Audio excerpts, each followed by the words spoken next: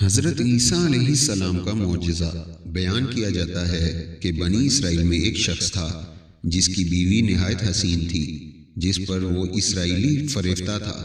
چنانچہ جب اس عورت کا انتقال ہو گیا تو اس اسرائیلی کو بڑا قلق ہوا اور ایک مدت تک وہ اس عورت کی قبر پر بیٹھا روتا رہا۔ اتفاقاً حضرت عیسیٰ علیہ السلام کا ادھر سے گزر ہوا تو انہوں نے اس اسرائیلی کو پریشان حال دیکھ کر اس کا سبب معلوم کیا۔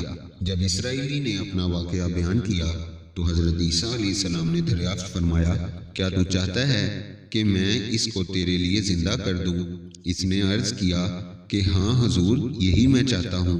چنانچہ جب حضرت عیسیٰ علیہ السلام نے اس قبر کے مردہ کو آواز دی تو قبر سے ایک حبشی غلام، جس کے ناک کے نتنوں، آنکھوں اور جسم کے دوسرے سوراخوں سے آگ کی لپٹیں اٹھ رہی تھیں، حضرت عیسیٰ علیہ السلام کو دیکھتے ہی غلام نے کلمہ پڑھا کہ لا الہ الا اللہ عیسیٰ روح اللہ۔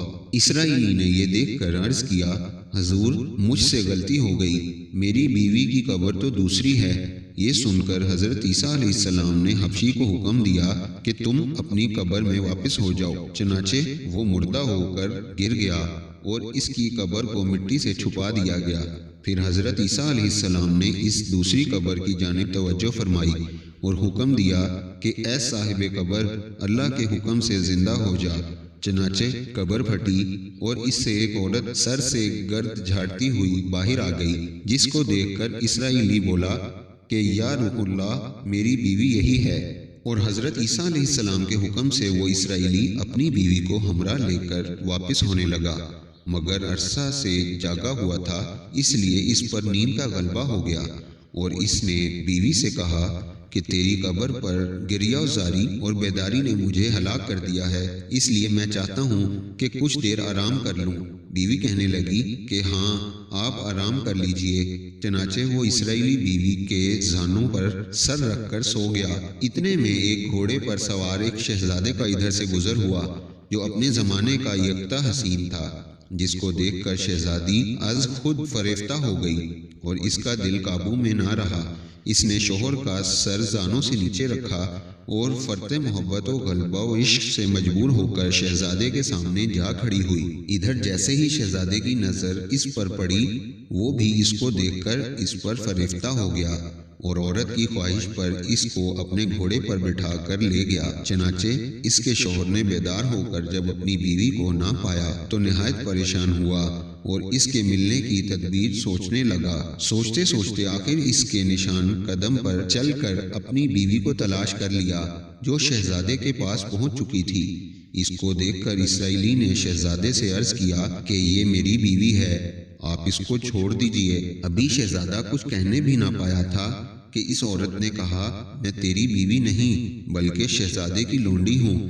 یہ سن کر شہزادہ اسرائیلی سے کہنے لگا، کیا مجھ سے میری لونڈی کو لینا چاہتا ہے؟ اس نے کہا، خدا کی قسم، یہ میری بیوی ہے، جس کو میرے سردار حضرت عیسیٰ علیہ السلام نے مرنے کے بعد میرے لیے زندہ کیا ہے۔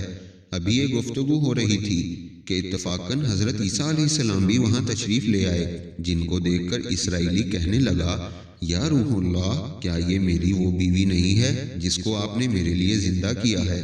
حضرت عیسیٰ علیہ السلام نے فرمایا کہ ہاں، یہ وہی ہے۔ یہ سن کر عورت کہنے لگی کہ یا روح اللہ، یہ شخص جھوٹا ہے، میں تو اس شہزادے کی لونڈی ہوں۔ حضرت عیسیٰ علیہ السلام نے فرمایا، کیا تو وہ عورت نہیں جس کو میں نے اللہ تعالیٰ کے حکم سے زندہ کیا ہے؟ عورت نے کہا، یا روح اللہ، باخدا میں وہ نہیں ہوں۔ اس کے بعد حضرت عیسیٰ علیہ السلام نے فرمایا، جو جان خدا کے حکم سے میں نے تجھے دی ہے، اس کو واپس کر دے۔ یہ سنتے ہی وہ عورت پھر مردہ ہو کر گر پڑی اور حضرت عیسیٰ علیہ السلام فرمانے لگے کہ جو شخص ایسے آدمی کو دیکھنا چاہے جو کافر مرا تھا اور زندہ ہو کر ایمان لایا تو وہ اس حبشی غلام کو دیکھ لے جو پھر ایمان کی حالت میں مرا ہے، اور جو کوئی ایسے شخص کو دیکھنا چاہے جو مومن مرا تھا، پھر اللہ نے اس کو زندہ کیا اور وہ کافر ہو کر حالت کفر میں مر گیا، تو وہ اس عورت کو دیکھ لے۔ اس واقعہ کو دیکھ کر اسرائیلی نے قسم کھائی، اب کبھی نکاح نہ کروں گا، اور میدانوں کی طرف نکل گیا جہاں اللہ تعالیٰ کی عبادت میں مصروف رہ کر اسے موت آ گئی۔ اللہ تعالیٰ اس پر رحم فرمائے۔